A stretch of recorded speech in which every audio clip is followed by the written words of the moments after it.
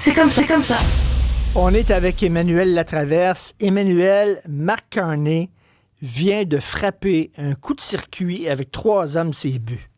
Non? C'est quand même assez impressionnant. C'est généreux! Je trouve que c'est un excellent discours qu'il a fait. Ouais, je pense qu'on va peut-être y référer dans quelques années comme le discours de la doctrine Carney.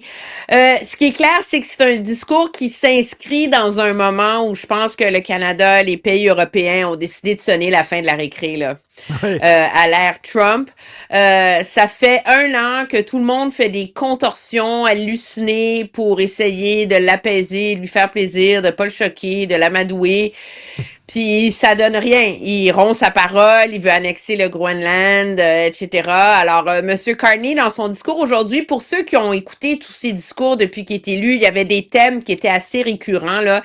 L'idée qu'on est dans un moment de rupture dans l'ordre mondial, que c'est pas une transition, mais je pense qu'il a réussi à articuler de manière très, très cohérente là, son espèce de vision sur où se trouve le Canada dans le monde en ce moment. Là.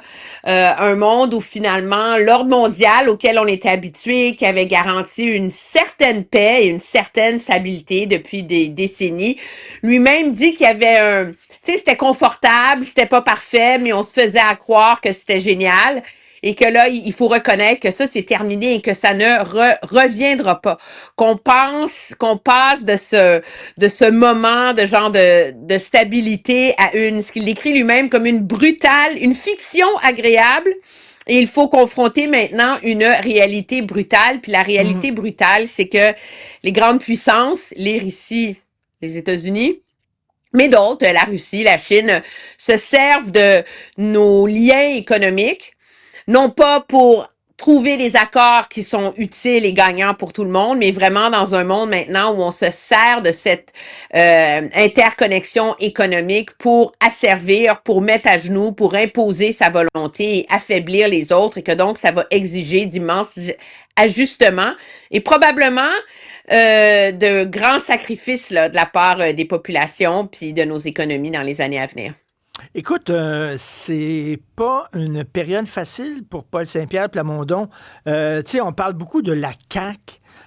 Qui va succéder à M. Legault. Il y a la course au leadership du Parti libéral. Il y a Donald Trump. Il y a Mark Carney qui se tient debout face à lui, etc. J'ai l'impression que le PQ peine à exister dans tout ce brouhaha-là. Puis c'est peut-être pas la meilleure période au monde pour parler de souveraineté. Ça va être, je pense, le grand défi du Parti québécois dans la prochaine année. C'est qu'on est, puis, tu sais, c'est très difficile. Je pense que les dernières années en politique nous ont appris l'humilité de cesser de faire des prédictions, là. C'est sûr que les enjeux identitaires ont beaucoup été le carburant, je pense, de la crédibilité du Parti québécois, puis c'est légitime et c'est normal. Mais on entre dans une année où, en tout cas, en janvier, c'est l'espèce d'instabilité mondiale là, en termes économiques, mais en termes géopolitiques aussi, qui suscite énormément d'inquiétudes. Il y a déjà eu des premières vagues de mise à pied. Est-ce que l'économie va ralentir? Tu sais, ça va être quoi le prix à payer pour tenir tête à Donald Trump? Ça va être quoi le prix à payer pour nos économies pour développer des nouveaux marchés, mais des nouvelles relations. Et ça, le Parti québécois semble pas, pour l'instant, avoir une réponse claire et concrète. C'est intéressant parce que la semaine dernière, il a essayé de s'insérer dans le débat en mettant en garde le Canada contre cet accord stratégique avec la Chine. Puis ça, faut dire, c'est une position de Mark Carney qui le défend très bien dans cette logique-là, mais qui ne fait pas du tout l'unanimité. C'est une chose. Mais je vais te dire, ce matin, quand j'ai entendu Paul Saint-Pierre Plamondon, justement, se faire poser la question sur le Groenland, etc., il a dit, écoutez, là, arrêtez, là, tout le monde s'énerve. Les États-Unis ne vont pas envahir militairement le Groenland et les États-Unis demeurent notre plus grand marché et notre plus grand partenaire commercial. Oui, C'est naïf, c'est comme ou si lucide? c'est court. Et c'est court et ça reflète pas, je pense, l'humeur du moment. Maintenant, Monsieur Plamondon est maître dans l'art d'être à contre-courant. Il l'a souvent été. En a fait sa marque de commerce.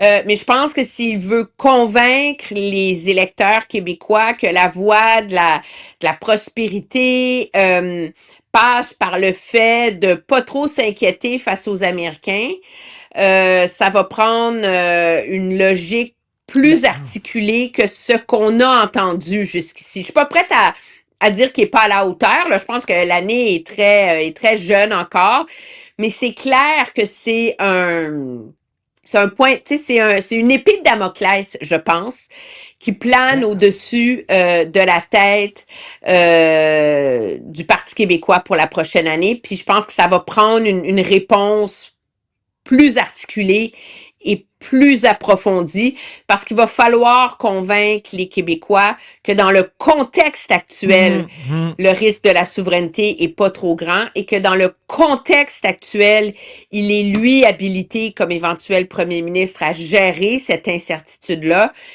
Puis je comprends la logique selon laquelle, tu sais, le Québec devrait être un pays pour notre langue, notre survie, etc. Mhm. Mais en ce moment, l'angoisse des gens, elle est pas là.